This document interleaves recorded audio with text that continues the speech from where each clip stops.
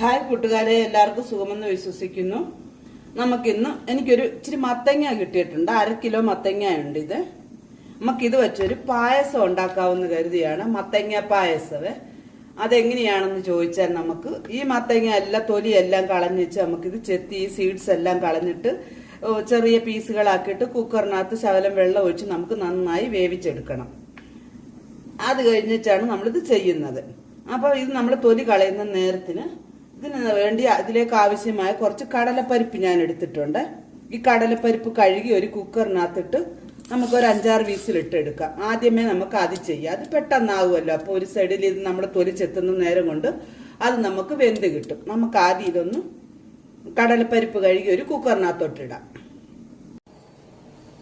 അങ്ങനെ നമ്മുടെ മത്തങ്ങയുടെ സ്കിന്നെല്ലാം ഞാൻ റിമൂവ് ചെയ്തെടുത്തോണ്ട് വന്നിട്ടുണ്ട്.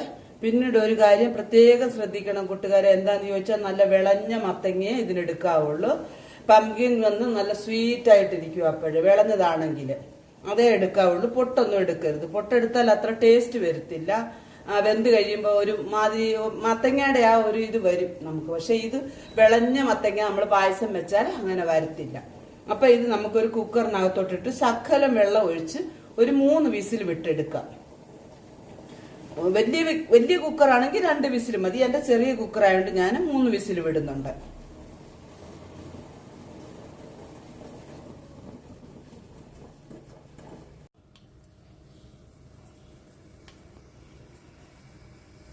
ഫ്രണ്ട്സ്, അങ്ങനെ നമ്മുടെ മത്തങ്ങ പായസം നമുക്കിവിടെ റെഡിയാക്കാം. അതിന് ആദ്യമായിട്ട് ഞാനൊരു കടായി അടുപ്പിൽ വെച്ചിട്ടുണ്ട്, സ്റ്റൗ മേലെ വെച്ചിട്ടുണ്ട്.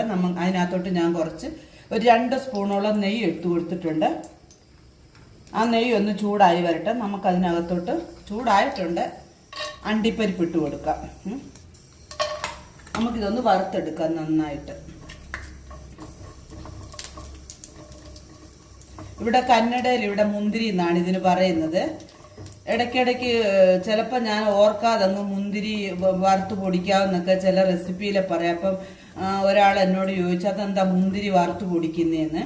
അപ്പം അറിയാം, ഇവിടെ ഈ മുന്തിരി എന്നാണ് ഇതിന് പറയുന്നത്. അതുകൊണ്ട് ഓർക്കാതെ അങ്ങ് പറഞ്ഞു പോകും ചിലപ്പോഴും മുന്തിരി എന്ന്.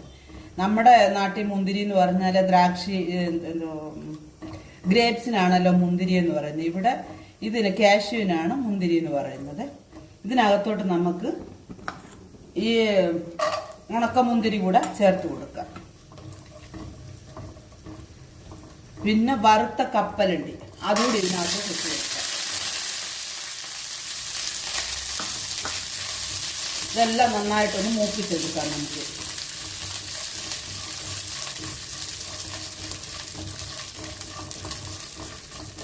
ഇപ്പം ഞാൻ മീഡിയം ഫ്ലെയിമിലാണ് വെച്ചിരിക്കുന്നത്. ഇപ്പം കപ്പലണ്ടി ഒന്നും കളർ മാറേണ്ട ആവശ്യമില്ല. അത് നമ്മൾ വറുത്തെടുത്ത കപ്പലണ്ടി തന്നെയാണ്. ഞങ്ങളുടെ നാട്ടിൽ കപ്പലണ്ടി എന്നാണ് പറയുന്നത്.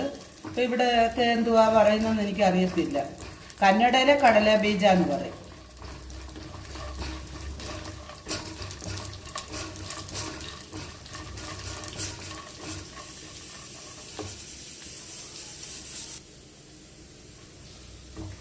അങ്ങനെ നമ്മുടെ അണ്ടിപ്പരിപ്പും മുന്തിരിങ്ങായും എല്ലാം ഇവിടെ വീർത്ത് വന്നിട്ടുണ്ട്. നമുക്കത് നെയ്യിൽ നിന്നും കോരി മാറ്റാം.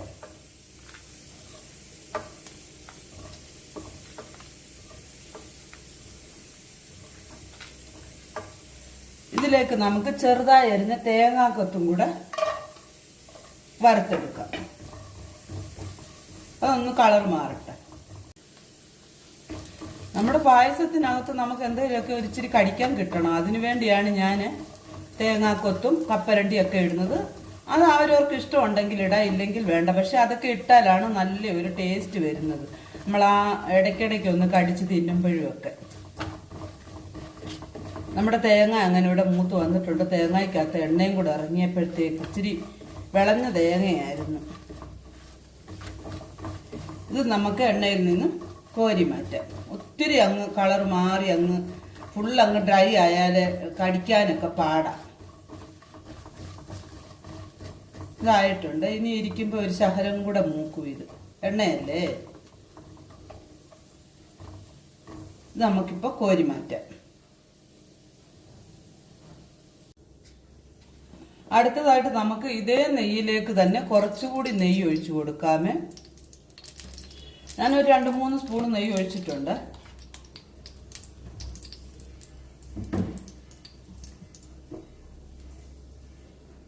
ഇതിലോട്ട് നമുക്ക് നമ്മൾ വേവിച്ച് വെച്ച നമ്മുടെ മത്തങ്ങ ഇട്ട് കൊടുക്കാം. ഇപ്പം ഞാൻ മത്തങ്ങ നല്ലതായിട്ട് വെന്ത് ഞാനൊന്ന് ഉടച്ച് നോക്കി നന്നായിട്ട് ഉടഞ്ഞിട്ടുണ്ട്. അത് കാരണം ഞാൻ മിക്സിയിലിട്ട് അരച്ചില്ല. ഇല്ല, ഇൻ കേസ് നിങ്ങൾ വേവിക്കുമ്പോൾ അത് വെന്തില്ല എന്നുണ്ടെങ്കിൽ, അല്ല ഉടഞ്ഞില്ല, വെന്തില്ല എന്നല്ല ഉടഞ്ഞില്ല എന്നുണ്ടെങ്കിൽ മിക്സി ജാറിനകത്തിട്ട് നന്നായി ഒന്ന് അരച്ചെടുത്താൽ മതി.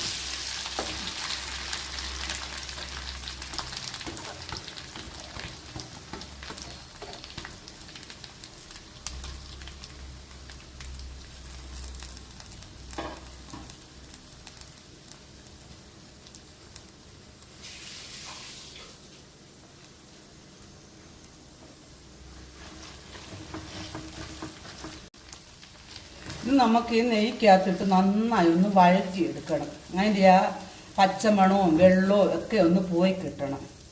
അപ്പം നമുക്ക് ഹൈ ഫ്ലെയിമിൽ തന്നെ വയ്ക്കാം.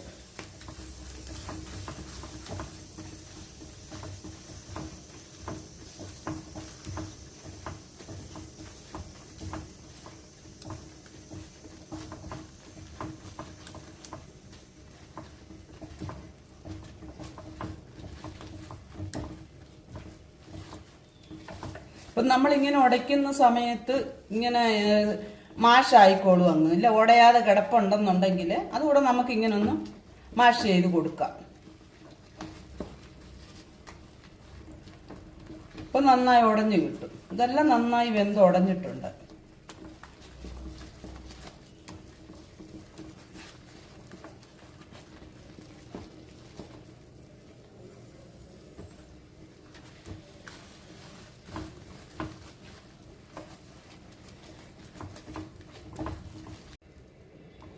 ഇതിലേക്ക് നമ്മൾ വേവിച്ച് വെച്ചിരിക്കുന്ന കടലപ്പരിപ്പ് ഉണ്ടല്ലോ, അതും കൂടെ ചേർത്ത് കൊടുക്കാം.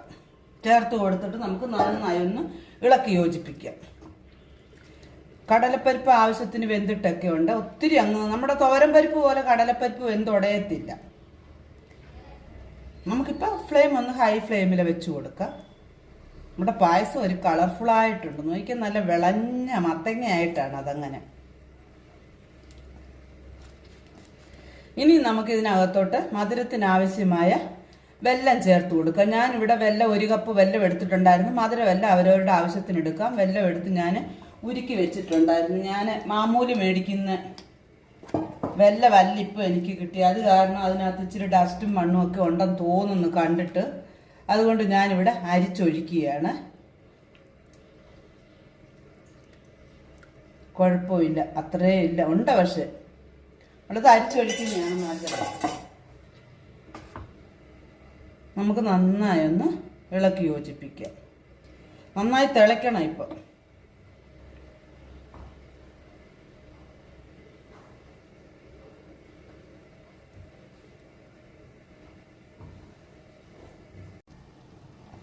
അങ്ങനെ നമ്മുടെ ശർക്കരപ്പാനിക്കകത്ത് കിടന്ന് നമ്മുടെ മത്തങ്ങായും കടലപ്പരിപ്പും ഒക്കെ നന്നായിട്ട് ഇവിടെ നിന്ന് തിളച്ച് വരുന്നുണ്ട്. ഇപ്പം നമുക്കിതിലേക്ക് ഞാനിവിടെ ഇച്ചിരി ചവ്വരി വേവിച്ച് വെച്ചായിരുന്നു. നമ്മുടെ സാബുദാന, സബക്കി, കന്നഡയിലെ സബക്കി എന്ന് പറയും. മലയാളത്തിൽ ഞങ്ങളുടെ നാട്ടിൽ ചവ്വരി എന്ന് പറയും. ചിലയിടത്തിൽ സാബുദാന എന്ന് പറയും. ഞാൻ അത് ഇവിടെ ഇച്ചിരി വേവിച്ച് വെച്ചിട്ടുണ്ടായിരുന്നു കുക്കറിലിട്ട്. നമുക്ക് അതും കൂടെ ഇതിനകത്തോട്ട് ചേർത്ത് കൊടുക്കാം.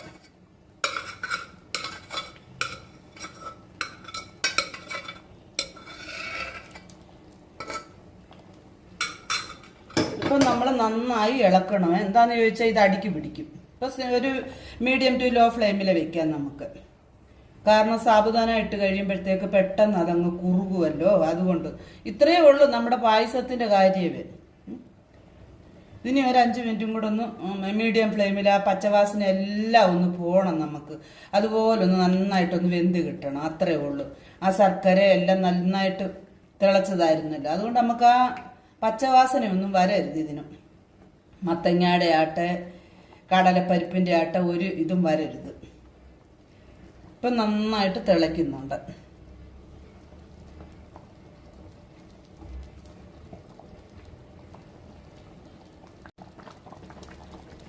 നമ്മുടെ പായസം ഇപ്പൊ ഇവിടെ ഒരു 90% ആയിട്ടുണ്ട്. ഇപ്പൊ ഇതിന്റെ ഇത് മധുരം ഒന്ന് ബാലൻസ് ചെയ്യാനായിട്ട് നമുക്ക് ഒരു പിഞ്ച് ഉപ്പൂടെ ഒന്ന് ചേർത്ത് കൊടുക്കണം. ഒരു പിഞ്ച് മതി, അത്രയും മതി. എന്നിട്ട് നന്നായി ഒന്ന് ഇളക്കാമേ. ഇളക്കിയിട്ട് നമുക്ക് സ്റ്റൗ ഓഫ് ചെയ്യാം. സ്റ്റൗ ഓഫ് ചെയ്ത് കഴിഞ്ഞിട്ടാണ് ഞാൻ ഇതിനകത്തോട്ട് പാലൊഴിച്ചു കൊടുക്കുന്നത്.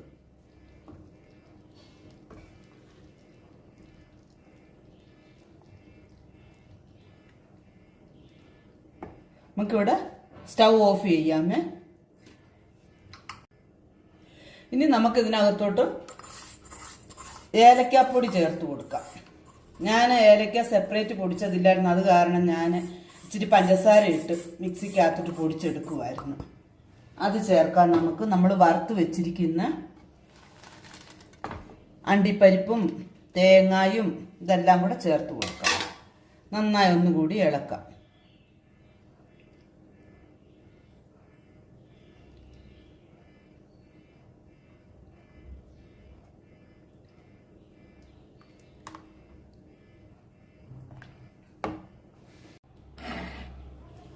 ഫ്രണ്ട്സ്, ഇതിലേക്ക് നമുക്ക് ഇനി പാലൊഴിച്ചു കൊടുക്കാം.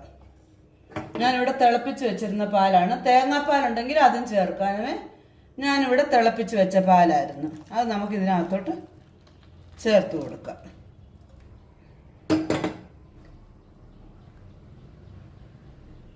നോക്ക്, ഇനി ഇരിക്കെ നമ്മുടെ പായസം നന്നായിട്ട് കുറുകി വരും. കണ്ടോ? ഇപ്പം നമ്മുടെ മത്തങ്ങ പായസം അങ്ങനെ ഇവിടെ റെഡി ആയിട്ടുണ്ട്.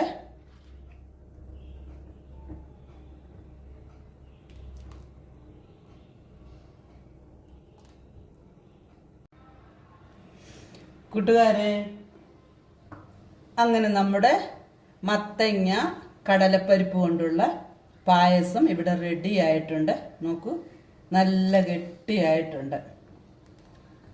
റെസിപ്പി ഇഷ്ടമായാൽ എല്ലാവരും ഒന്ന് ലൈക്ക് ചെയ്യുക, ഷെയർ ചെയ്യുക, എന്നെ ഒന്ന് സപ്പോർട്ട് ചെയ്യുക. നിങ്ങളുടെ എല്ലാവരുടെ സപ്പോർട്ട് ഉണ്ടെങ്കിൽ എനിക്ക് ഇച്ചിരൂടൊക്കെ മുൻപോട്ട് വരാൻ പറ്റുകയുള്ളല്ലോ. എന്തെങ്കിലും തെറ്റുകുറ്റങ്ങൾ ഉണ്ടെങ്കിൽ അതെല്ലാം കമൻറ്റിൽ ഇടുക. വീണ്ടും ഒരു നല്ല റെസിപ്പിയുമായി വീണ്ടും കാണാം. Bye bye.